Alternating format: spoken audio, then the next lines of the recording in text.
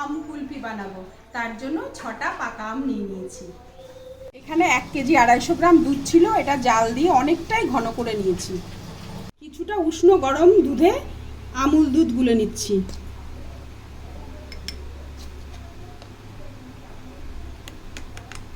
গরম দুধে একটু কেশরকে ভিজিয়ে রাখলাম। আমুল দুধ মেশানো দুধটাকে এই দুধের সাথে মিশিয়ে দিলাম, আর একটু জাল দিয়ে আরও গাঢ় করে নেব। এবার ছোট 1 বাটি চিনি ওই ঘন দুধের মধ্যে মিশিয়ে আরেকটু জাল দিয়ে দেব। ভিজিয়ে রাখা কেশর দুধটা ওই গরম দুধের মধ্যে দিয়ে দিচ্ছি।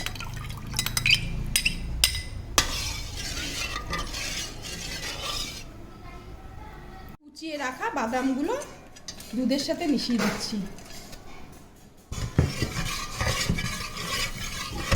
উপর থেকে আমটাকে এইভাবে কেটে নিচ্ছি।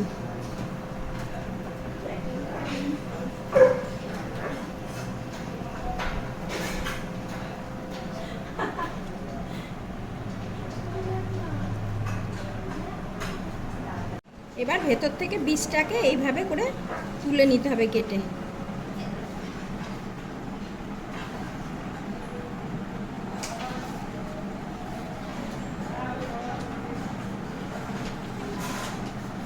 এইবার এইভাবে আমের বীজটাকে ভেতর থেকে তুলে নিচ্ছি।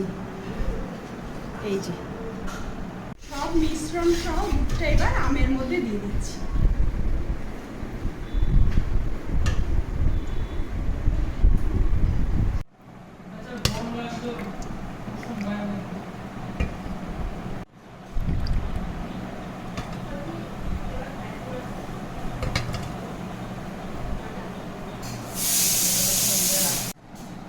এবার আমের উপরের এই ঢাকনাগুলো দিয়ে দিচ্ছি।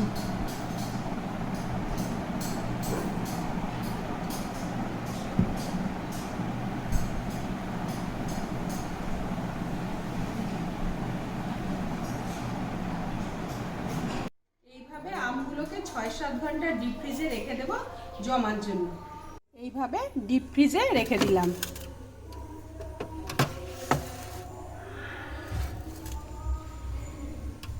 আম কুলফি রেডি।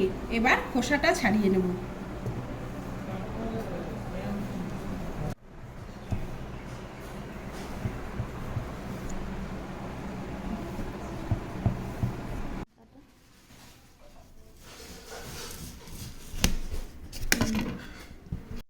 আম কুলফি একদম রেডি।